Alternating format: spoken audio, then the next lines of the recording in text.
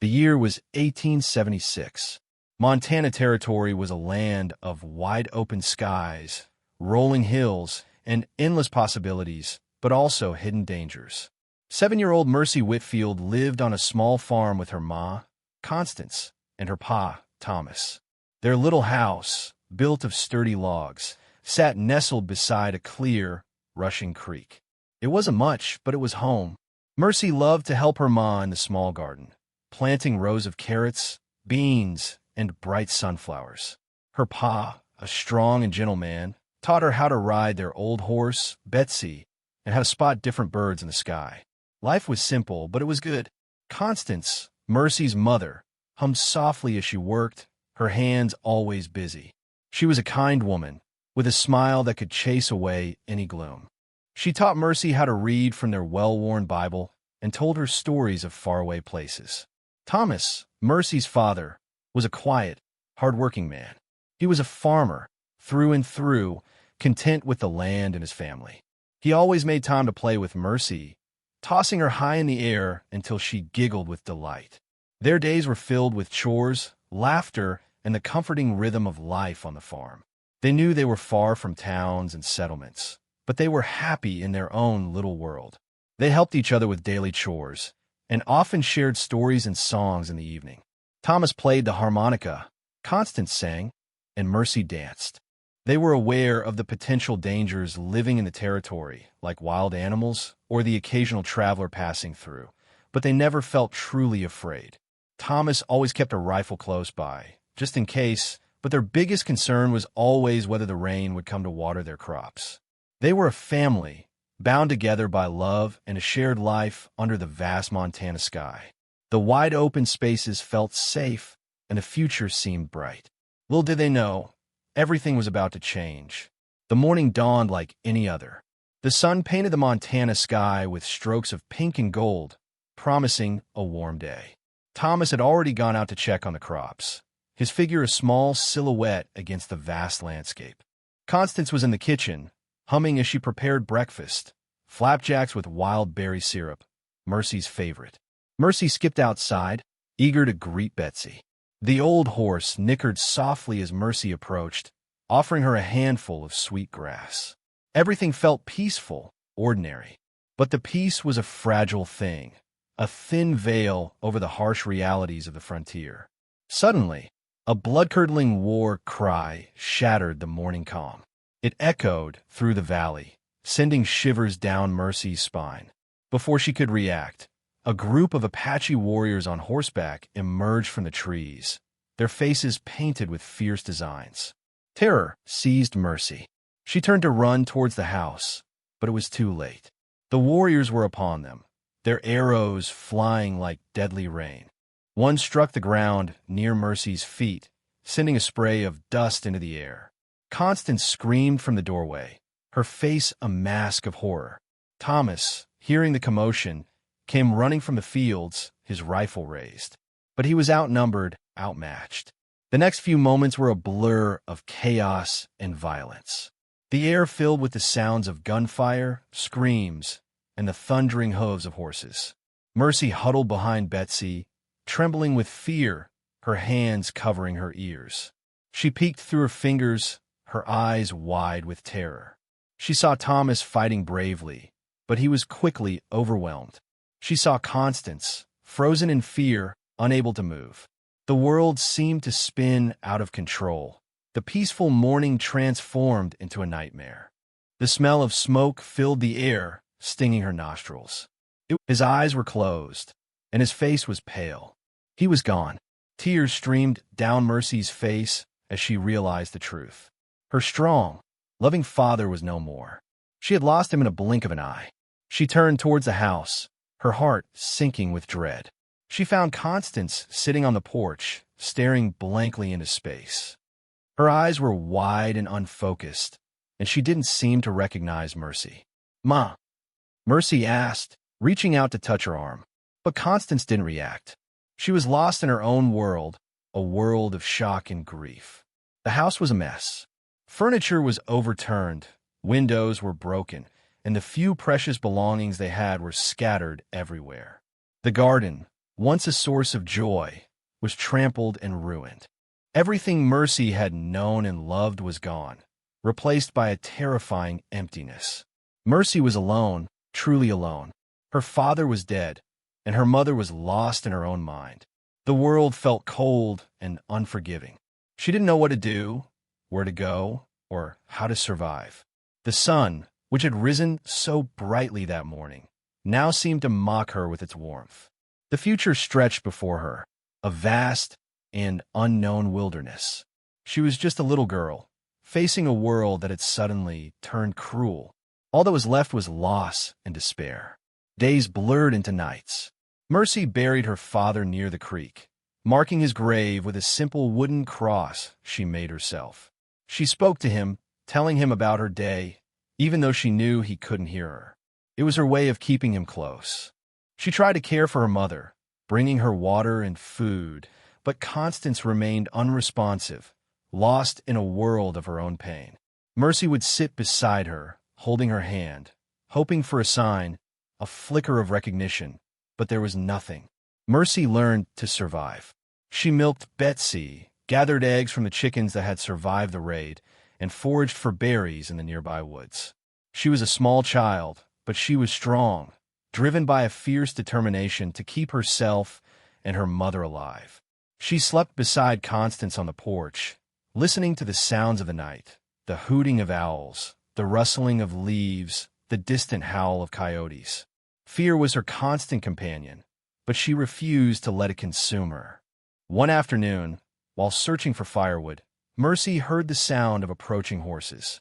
Her heart leaped with a mixture of hope and fear. Could it be more warriors?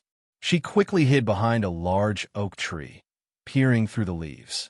A lone rider emerged from the trees, a tall, imposing figure on a sturdy horse. He wore a worn leather jacket, a wide-brimmed hat, and his face was weathered and lined. He looked like a man who had seen a lot of hard times. This was Zeke Blackwood, a rancher known for his solitary nature and his unwavering toughness. He was riding towards the Whitfield farm, drawn by the smoke he had seen in the distance. Mercy didn't know it yet, but her life was about to change again. This time, perhaps for the better. Zeke Blackwood was a man of few words. He preferred the company of his cattle to people, and his ranch was his sanctuary. He had built it from nothing, carving a life out of the harsh Montana landscape. He was known for his self-reliance and his gruff exterior, but beneath that tough facade lay a sense of fairness and a hidden kindness. He hadn't planned on riding anywhere near the Whitfield farm. He was tracking a stray calf when he noticed the smoke rising in the distance. Curiosity and a sense of responsibility to his neighbors, however distant, led him to investigate. As he approached the farm, the scene of devastation unfolded before him. The burned-out house, the trampled garden, the overturned furniture. It told a story of violence and loss.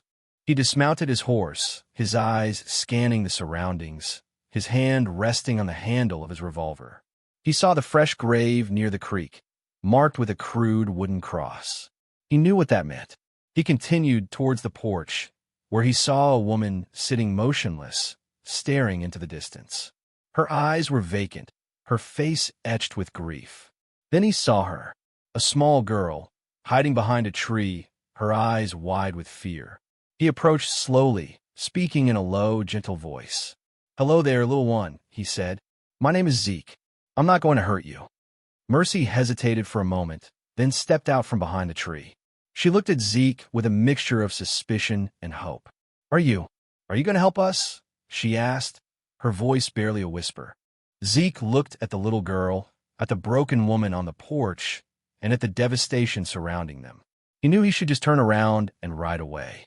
He was a solitary man, not a caretaker. But something in Mercy's eyes, a desperate plea for help, tugged at his heart. He sighed. His solitary life was about to get a lot more complicated. "Yes, little one," he said. "I'm going to help you." He wasn't sure how or why, but he knew he couldn't leave them there alone. Zeke knew he couldn't leave Constance in her current state. She needed a doctor, someone who could help her heal from the trauma she had endured. He also knew that Mercy couldn't stay at the farm alone. The best thing to do was to take them to Willow Creek, the nearest town. He gently lifted Constance onto his horse, securing her as best he could. Mercy, holding onto Zeke's hand, walked beside them as they began the long journey to Willow Creek. The ride was slow and difficult. Constance remained unresponsive, and Mercy was quiet, her eyes fixed on the road ahead. Zeke tried to make conversation, telling Mercy stories about his ranch and his cattle, but she barely seemed to hear him. He understood. She was still grieving, still trying to process the horrors she had witnessed. As they rode, Zeke couldn't help but think about his own life. He had always been a loner, content with his own company.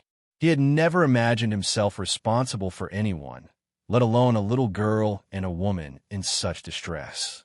But here he was, leading them towards an uncertain future. The sun beat down on them, and the dust swirled around them, coating everything in a fine layer of grit. Mercy stumbled occasionally, and Zeke would stop to let her rest. He offered her water and some dried meat, which she ate gratefully. Finally, as the sun began to set, they reached Willow Creek. It was a small town with a dusty main street, a few scattered buildings, and a general store. But it was a haven, a place where they could find help and maybe, just maybe, a new beginning. Zeke led them to the doctor's office, hoping that he could offer some comfort and healing to Constance. He knew it wouldn't be easy, but he was determined to do everything he could to help them both. He had made a promise, and Zeke Blackwood was a man who kept his word. Willow Creek was a small, dusty town, typical of the Montana Territory in 1876. A single, wide street ran through the center, lined with wooden buildings, a general store, a saloon, a blacksmith, and a small church. The people were a mix of ranchers, miners, and merchants, all trying to make a life in this rugged land. Dr. Miller's office was a small, cluttered room above the general store. He was an older man, with a kind face and weary eyes. He had seen a lot of suffering in his time, and he knew the limitations of his medicine. Zeke gently helped Constance into a chair, while Mercy stood beside her, holding her hand. Dr. Miller examined Constance, checking her pulse and her eyes. He asked her questions, but she didn't respond. He sighed, shaking his head. "She's suffered a terrible shock," he said to Zeke. "Her mind is broken. I don't know if I can help her." Zeke knew that Dr. Miller was doing his best, but he also knew that medicine in those days was limited.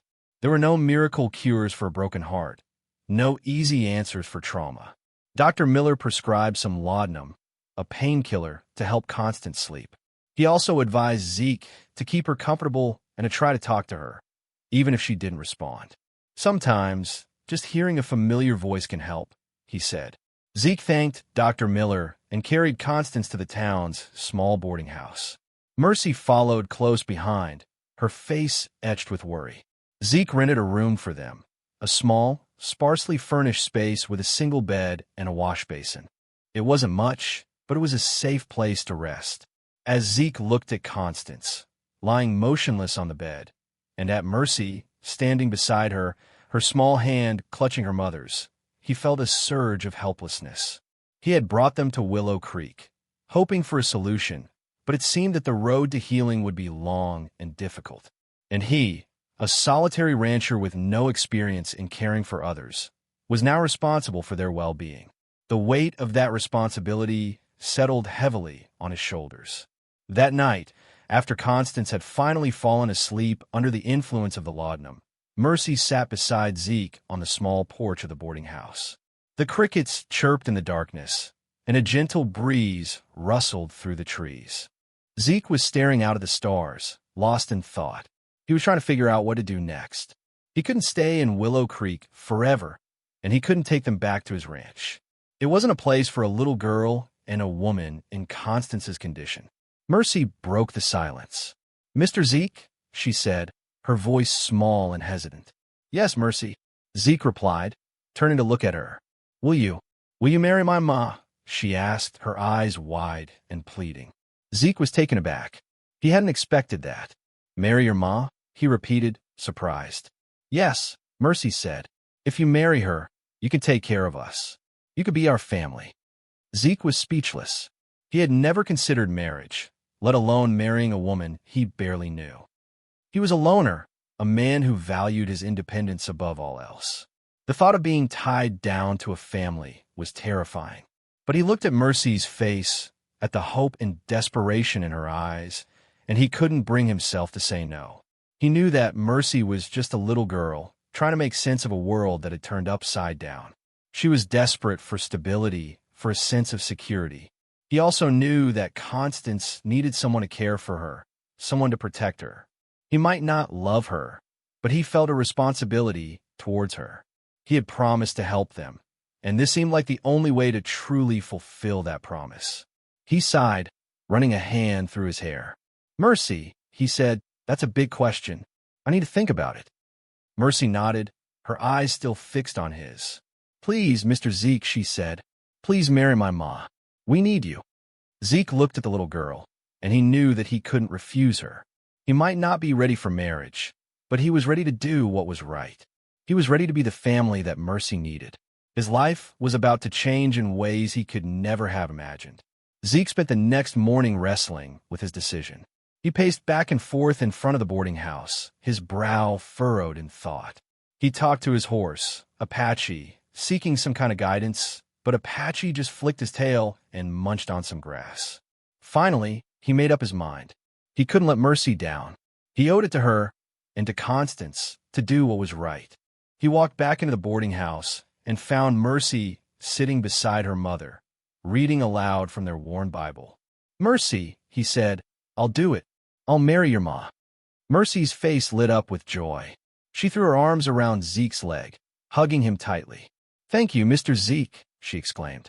"Thank you." Zeke smiled, but his heart was heavy. He knew that this marriage was not based on love, but on necessity. It was a practical arrangement, a way to provide for Mercy and Constance. But he hoped that, in time, something more could grow between them. The ceremony was simple and quick.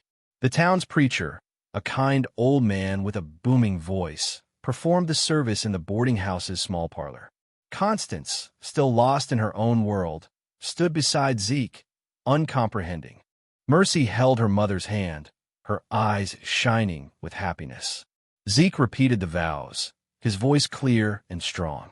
He promised to care for Constance and Mercy, to protect them, and to provide for them. He meant every word. After the ceremony, the preacher offered a blessing, and the few townsfolk who had gathered offered their congratulations. Zeke shook their hands, feeling a strange mixture of emotions: relief, apprehension, and a flicker of hope. He was now a married man, a father. His solitary life was over. He had a family to care for, a responsibility to uphold, and he was determined to do his best, even if he didn't know where to start. As he looked at Mercy, her face beaming with joy, he knew that he had made the right decision. He had given her a family, a home, and a chance at a new beginning. And maybe, just maybe, he had given himself one too. The first few weeks of their marriage were difficult. Zeke moved Constance and Mercy to his ranch, a small but sturdy cabin nestled in a secluded valley.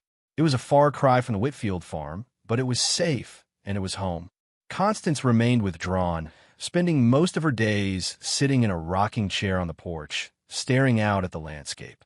She rarely spoke, and she didn't seem to recognize Zeke or Mercy. Zeke tried to talk to her, to engage her in conversation, but his efforts were mostly unsuccessful. Mercy, however, adapted quickly to her new life. She helped Zeke with the chores, feeding the chickens, gathering eggs, and tending to the small vegetable garden. She was a cheerful, energetic child, and her presence brought a spark of joy to the ranch. Zeke struggled to adjust to family life. He was used to being alone, to making his own decisions, to living by his own rules. Now he had to consider the needs of Constance and Mercy. He had to learn to be patient, to be understanding, to be a father figure to a little girl who had lost everything. He started teaching Mercy how to ride Apache, leading her around the corral on the gentle horse. He told her stories about the stars, about the animals that roamed the hills, about the history of the Montana Territory. He even started learning how to cook, with Mercy as his eager assistant. The results were often disastrous, but they always managed to laugh about it. Slowly, gradually, a routine began to emerge. Zeke would work on the ranch during the day, tending to his cattle and repairing fences.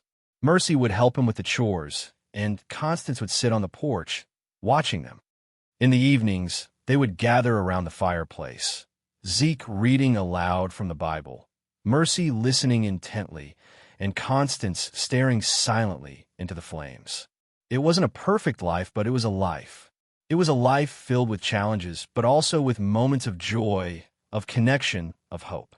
And as Zeke looked at Mercy, her face glowing in the firelight, he knew that he was starting to build something special, something that would last. He was starting to build a family. As the seasons changed, so did the relationship between Mercy and Zeke. He started to see her not just as a child he was responsible for, but as a person with her own thoughts, feelings, and dreams. She, in turn, began to look up to him as a father figure, someone she could rely on, someone who would protect her. Zeke started including Mercy in more of his daily activities. He taught her how to mend fences, how to track animals, and how to read the weather. He shared his knowledge of the land with her, instilling in her a love for the Montana wilderness. Mercy, in turn, brought laughter and lightness into Zeke's life. She told him stories about her old life on the farm, about her father's jokes and her mother's songs. She reminded him of the importance of joy, even in the face of sorrow. One evening, as they sat around the campfire, Mercy asked Zeke a question that surprised him. "Mr. Zeke," she said, "can I call you Papa?" Zeke's heart skipped a beat. He had never been called Papa before. It was a word filled with love and intimacy, a word that he had never thought would apply to him. He looked at Mercy, her eyes shining in the firelight, and he saw the longing in her heart. He saw the need for a father, for someone to fill the void that her father's death had left behind. He swallowed hard, his voice thick with emotion. "Yes, Mercy," he said. "You can call me Papa." Mercy smiled, a wide, radiant smile that lit up her face. "Thank you, Papa," she said. "I love you." Zeke felt a warmth spread through his chest, a feeling he had never experienced before. He had never thought that he was capable of love, but here it was, shining brightly in the eyes of a little girl who had captured his heart. He reached out and hugged Mercy tightly, holding her close. "I love you too, Mercy," he said, and he meant it with all his heart. From that moment on, Zeke was no longer just Zeke Blackwood, the solitary rancher. He was Papa Zeke, a father to a little girl who needed him more than anything in the world. Slowly, almost imperceptibly, Constance began to emerge from her shell. It started with small things. A flicker of recognition in her eyes when Mercy spoke to her. A slight smile when Zeke played his harmonica. A gentle humming of an old lullaby as she watched Mercy play in the yard. Zeke and Mercy were careful not to push her too hard. They knew that her healing would take time, and they wanted to create a safe and supportive environment for her. They spoke to her gently, telling her stories about their day, sharing their hopes and dreams. One day, as Mercy was helping Constance weed the garden, Constance reached out and touched Mercy's cheek. "My sweet girl," she whispered, her voice raspy from disuse. Mercy burst into tears, throwing her arms around her mother. "Ma, you're back," she cried. Constance hugged Mercy tightly, her eyes filled with tears. "I'm here, Mercy," she said. "I'm here." From that day on, Constance began to engage more with her surroundings. She started helping with the chores, cooking meals, and mending clothes. She even started teaching Mercy how to sew, passing on the skills that her own mother had taught her. She still had moments of sadness, moments when the trauma of the raid would overwhelm her. But she was no longer lost in her own world. She was present, she was engaged, and she was healing. Zeke watched Constance's recovery with a mixture of awe and gratitude. He had never expected her to heal, but here she was, slowly but surely finding her way back to herself. He knew that their unconventional marriage had been the right decision. It had given Constance the stability and support she needed to heal, and it had given Mercy a mother again. As he looked at Constance and Mercy, working together in the garden, their faces radiant with happiness, he realized that he had found something he had never thought possible, a family. And he wouldn't trade it for anything in the world. Their newfound peace was soon threatened by a looming presence. Jebediah Stone, a wealthy and powerful rancher, owned a large spread bordering Zeke's property. He was a man known for his greed and his ruthless tactics. He had always seen Zeke as an outsider, a loner who didn't belong in the territory. Stone had been eyeing Zeke's land for years, coveting its fertile grazing pastures and its access to the creek. He had tried to buy Zeke out several times, but Zeke had always refused. Now, with Constance and Mercy in the picture, Stone saw an opportunity to exploit Zeke's vulnerability. One afternoon, Stone rode up to Zeke's ranch with a group of his men. He dismounted his horse, his face grim. "Blackwood," he said, his voice cold and menacing, "I'm here to make you an offer you can't refuse." Zeke stepped forward, his eyes narrowed. "I'm not interested in selling, Stone," he said. Stone sneered. "You don't have a choice, Blackwood. This land belongs to me. You're just squatting here." "This land is mine," Zeke replied, his voice firm. "I have the deed to prove it." "Deeds can be forged," Stone said, his hand resting on the handle of his revolver. "And people can disappear." Mercy, who had been playing in the yard, ran to Zeke's side, clinging to his leg. Constance, hearing the commotion, came out of the cabin, her face etched with worry. Stone's eyes narrowed as he looked at Constance and Mercy. "So, you've got a family now, Blackwood," he said. "That's a shame. It would be a terrible thing if something were to happen to them." Zeke's blood ran cold. He knew that Stone was capable of anything. He had to protect his family, even if it meant sacrificing everything he had worked for. "What do you want, Stone?" he asked, his voice tight with anger. "I want to land, Blackwood," Stone said, "and I'm going to get it one way or another." The threat hung heavy in the air, a dark cloud looming over their newfound happiness. Zeke knew that he couldn't back down. He had to stand his ground, not just for himself, but for Constance and Mercy. He spent the next few days preparing for a confrontation. He reinforced the cabin, sharpened his tools, and made sure his rifle was clean and loaded. He also talked to Constance and Mercy, explaining the situation to them. He told them that Stone was a dangerous man, and that they had to be prepared to defend themselves. To Zeke's surprise, Constance showed a strength he hadn't seen before. The trauma of the Apache raid had left her scarred, but it had also forged a resilience within her. She was determined to protect her daughter and her new husband. "I won't let him take our home, Zeke," she said, her voice firm. "I've lost too much already." Constance started helping Zeke with the preparations. She learned how to load a rifle, how to shoot, and how to defend the cabin. She was a quick learner, and she was determined to be ready for whatever Stone might throw at them. Mercy, too, wanted to help. She was too young to fight, but she could be a lookout, warning them of any approaching danger. She climbed up into the tallest tree near the cabin, her eyes scanning the horizon. Days turned into nights, and the tension grew. Zeke knew that Stone would strike sooner or later. It was just a matter of time. One morning, as the sun began to rise, Mercy shouted from the tree, "They're coming, Papa!" Stone and his men. Zeke and Constance grabbed their rifles and took their positions inside the cabin. They were ready to defend their home, their family, and their future. As Stone and his men approached the cabin, Zeke took a deep breath. He was no longer just a solitary rancher. He was a husband, a father, and a protector, and he would do whatever it took to keep his family safe. He had a feeling that the quiet life he had come to enjoy was about to be shattered, but he was ready to fight for what was now his. Stone and his men approached the cabin, their guns drawn. Zeke, Constance, and Mercy braced themselves for the fight. But Zeke had a plan, a clever one that he hoped would work. As Stone's men got closer, Zeke fired a warning shot into the air. "Stay back, Stone," he shouted. "I don't want any trouble." Stone laughed. "You can't stop me, Blackwood. This land is mine." But Zeke wasn't trying to stop him with bullets. He was using his wits. He had spent the last few days rigging up a series of tripwires around the cabin, connected to noisemakers and other distractions. As Stone's men crossed the tripwires, the noisemakers went off, creating a cacophony of sound that startled the horses and disoriented the men. At the same time, Constance, using her newfound shooting skills, fired a series of carefully aimed shots, hitting the ground near the men's feet. The combination of noise and gunfire created chaos. Stone's men, confused and frightened, began to panic. They started firing wildly, hitting everything but their intended targets. Zeke used the confusion to his advantage. He slipped out of the cabin and circled around behind Stone and his men. He then fired a shot into the air, shouting, "The cavalry is coming.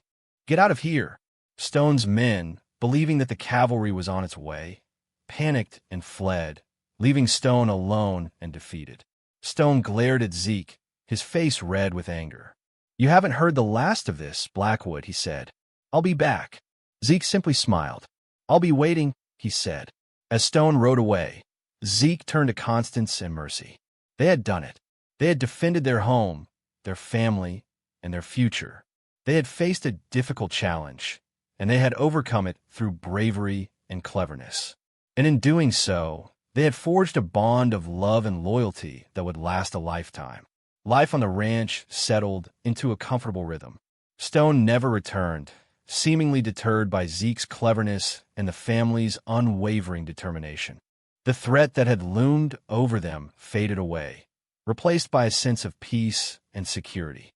Constance continued to heal, her strength and spirit returning day by day. She became an active partner on the ranch, helping Zeke with the cattle and tending to the garden. She even started singing again, her voice filling the valley with sweet melodies. Mercy thrived under Zeke's care.